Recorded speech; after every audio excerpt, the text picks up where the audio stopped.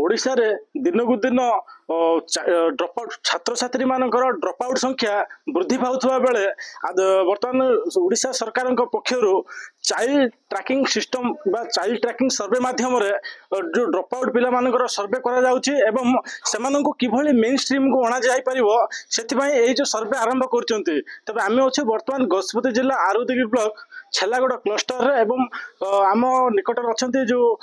किसी शिक्षक माने मध्य रहिचंती बा सीआरसीसी माने मध्य रहिचंती आमे सीधा सळग पचारि बुझिबा जे किभली सर्वे चली कौन तमाम विषय आलोचना करबा। आगे कौन कहबे आगे ये जो हमर सर्वे चली चाइल्ड ट्रैकिंग सर्वे केते कष्टकर होची एवं यार मुख्य उद्देश्य कौन? देखो कष्ट तो निश्चित भाव में होची सर्वे करिया गोटे बहुत कष्ट काम अच्छी किंतु निहाती करिवार आवश्यकता भी अच्छी जेहेतु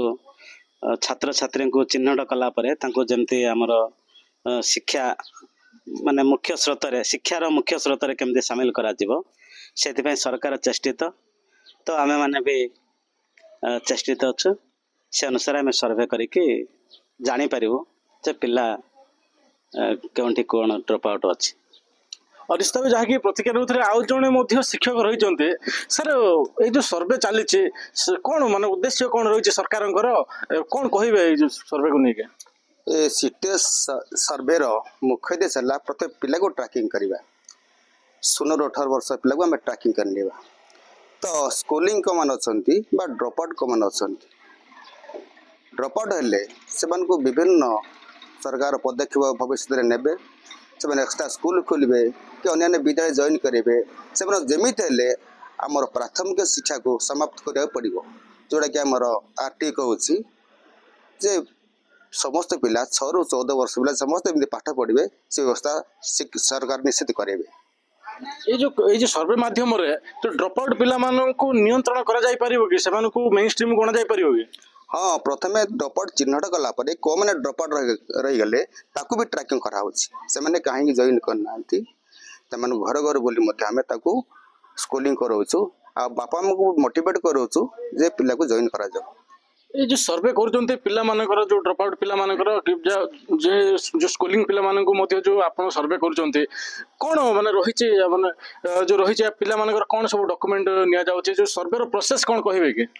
डॉक्यूमेंट्स आम सार मैंने घर घर बोली सर्वे कर प्रथमतः आधार कार्ड पुणी पेरेन्ट्स फोन नंबर पुणी जन्म तारीख पुणी से विकलांग अच्छा कि ये सब तथ्य आम मागुଛୁ। निश्चित भाव जो सर्वे कर ऑनलाइन माध्यम कि ऑफलाइन माध्यम जो कर सर्वे बर्तमान एसएमई ओसेपा गोटे आप आमको देइछंती ता ऑनलाइन माध्यम से पिला को डायरेक्ट आम आ से आप रे फिलअप करूँ। निश्चित भाव जहाँकि प्रतिक्रिया नौले जे सरकार पक्षर एक स्वतंत्र आप बाहर करा जो कि जो पिला जो ड्रप आउट पिला माने बा स्कूलिंग पिला मानकर सर्वे करा जाउचे। निश्चित भाव आउ जड़े शिक्षक रही आम सीधा सड़क प्रतिक्रिया नेबा। आगे कौन कहबे आगे आपण जो किमी कौन जो क्लस्टर रे शिक्षक माने रही प्रधान शिक्षक माने रही केमी कौन भाग बांटुंट एवं किभली भाव जो गाँ मान जो जाइए प्रति घरे घरे डोर टू डोर कैंपेन करके पिला माननको जो हमर सर्वे कर कौन कहबे आगे? देखो यहाँ तो जनक द्वारा संभव नुह यही सर्वेटा आमर क्लस्टर जो स्कूल जगह अच्छी से जी आमर शिक्षक रही आम से गाँव पॉपुलेशन नहीं कि आम शिक्षक मान भर सब डिवाइड कर देछु जे किए केते घर ये करेंगे सर्वे करेंगे जमीती करने द्वारा कौन ना सहज एवं सुरुखुरे कामटी हो पार। द्वितीय कथा कौन निर्भुल तथ्य जमीती आमको आसो से आम ध्यान दौर जहाद्वारा स्कूलिंग पिला केते अछंती ड्रप आउट पिला केते अछंती एवं से पिला जो ड्रप आउट होईची आमे सर्वे कला समय रे तांकर अभिभावक मानक सहित भी आमे कथबार्ता करूछु जे पिलाटा काहे ड्रप आउट हला से मानकर प्रतिक्रिया नौचु कि आर्थिक परिस्थिति कि स्कूल दूरत्व कि जेकोसी गोटे असुविधा आम जापारचु सहीटा आम से मेनसन करके आम गवर्नमेंट को जनाऊँ यही प्रकार सिस्टम करके आम सर्वे कलापर आम आम निज प्रधान शिक्षक को दौर प्रधान शिक्षक से रिपोर्टा सीआरसीसी को दौरान सीआरसीसी बीओ को दौरान बीओ डीओ को दौरान यही प्रकार चेन सिस्टम जाकि गवर्नमेंट पाखे यही सर्वेटा पहुँची पार्छ।